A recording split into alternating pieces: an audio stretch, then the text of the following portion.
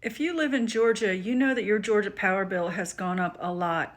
It's gone up $60 a month just in the last 2 years, putting most people's Georgia power bills in line with the size of a car payment. There's a lot of misbehavior going on behind those numbers. And last week, a group called System Check released an expose that shows just exactly what is going on in Georgia that makes the Georgia Public Service Commission the worst state commission in the nation.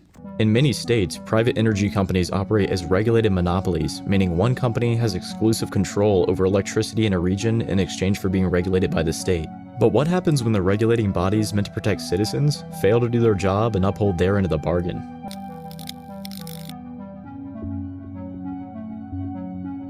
Today we'll be taking a look at Georgia Power, a subsidiary of Southern Company, the largest energy provider in the Southeast. Georgia operates under a regulated monopoly model, where customers are served by one utility provider assigned based on location. This means Georgia residents have no choice when it comes to their electricity provider.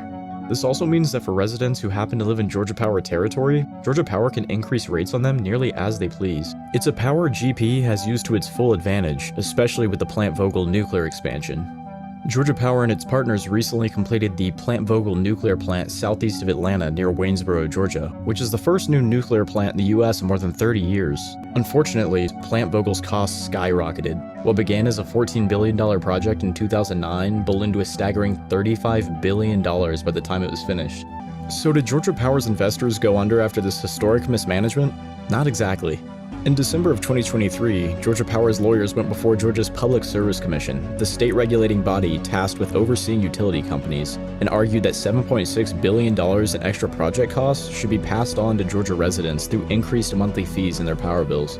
The Public Service Commission is a quasi-judicial state agency made up of 5 elected commissioners, none of whom live in Georgia Power territory. So when it came time to decide who should foot the bill of this mess, the investors or the public, what did the commissioners choose? Instead of holding Georgia Power accountable and making shareholders clean up their own mess, the PSC allowed Georgia Power to pass over 90% of the costs on to consumers. Why did the Public Service Commission allow this deal? Because the Georgia PSC is captured by the utility they regulate, which Georgia Power likes to term as constructive regulation, but which really means giving Georgia Power whatever they ask for.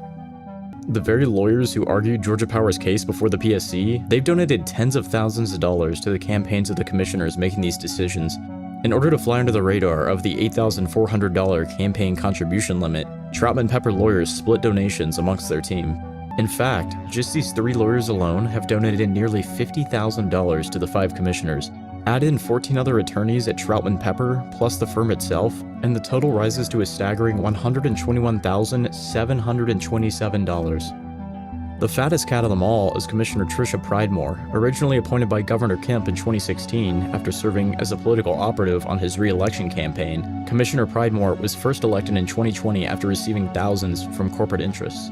Georgia Power's ability to offload billions in costs onto residents didn't happen in a vacuum. It happened because the system meant to regulate them is broken.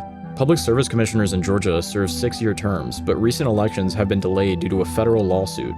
As a result, Commissioner Tim Echols, last re-elected in 2016, has now served for 9 years without facing voters.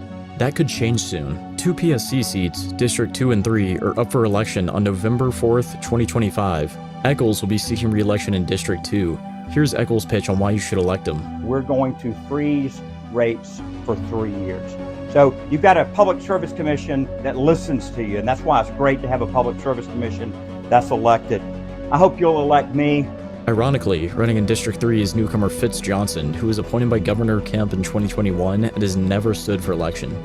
These races are usually low profile, but the stakes couldn't be higher. Your energy bill and who profits from it depends on it.